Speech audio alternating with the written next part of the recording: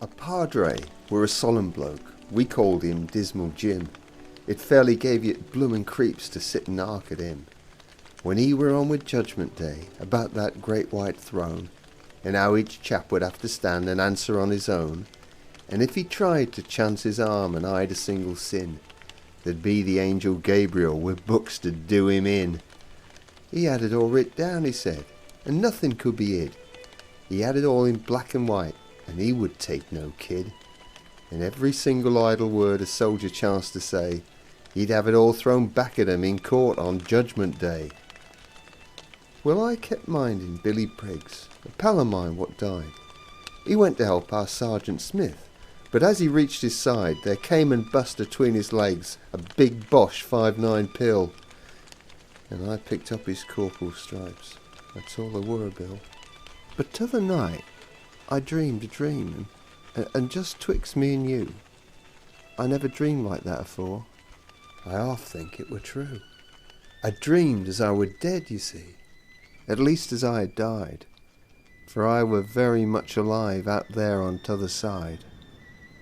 I couldn't see no judgment court, nor yet that great white throne. I couldn't see no record books. I seemed to stand alone. I seemed to stand alone beside a solemn kind of sea. Its waves, they got in my inside and touched my memory. And day by day and year by year, my life came back to me. I'd seed just what I were, and what I had the chance to be, and all the good I might have done, and hadn't stopped to do. I'd seed I'd made an ash of it, and God, but it were true. A throng of faces came and went before me on that shore. My wife, mother, kiddies, pals, and the face of a London oar. And some were sweet, and some were sad, and some put me to shame for the dirty things I'd done to them when I hadn't played the game.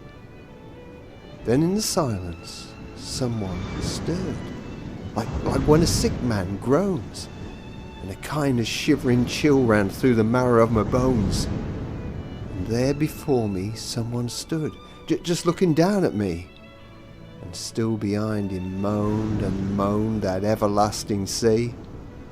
I couldn't speak. I felt as though he had me by the throat, 'twere like a drowning fella feels last moment he's afloat. And he said now. He just stood still, for I don't know how long. It seemed to me like years and years, but time out there's all wrong.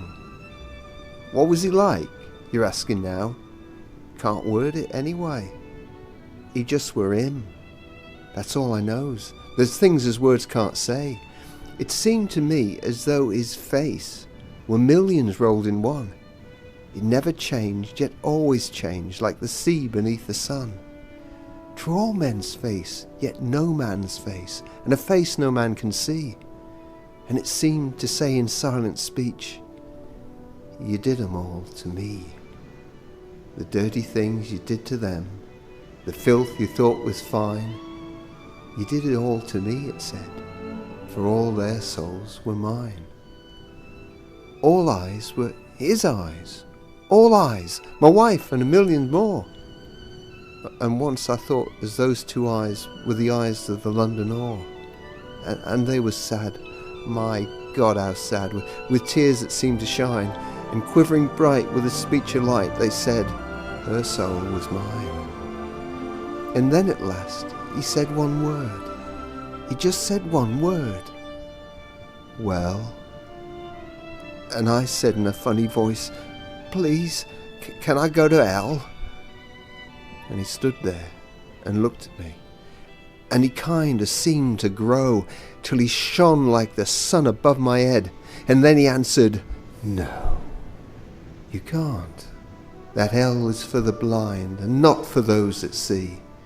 You know that you have earned it, lad, so you must follow me. Follow me on by the paths of pain, seeking what you have seen, until at last you can build the is with the bricks of the might have been. That's what he said, as I'm alive, and that their dream were true. But what he meant, I don't quite know, though I knows what I has to do. I's got to follow what I seen, till this old carcass dies, for I ain't daren't face the land of grace, the sorrow of those eyes. There ain't no throne, and there ain't no books. It's him you've got to see. It's him, just him, that is the judge of blokes like you and me. And boys, I'd sooner frizzle up in the flames of a burning hell than stand and look into his face and hear his voice say, "Well,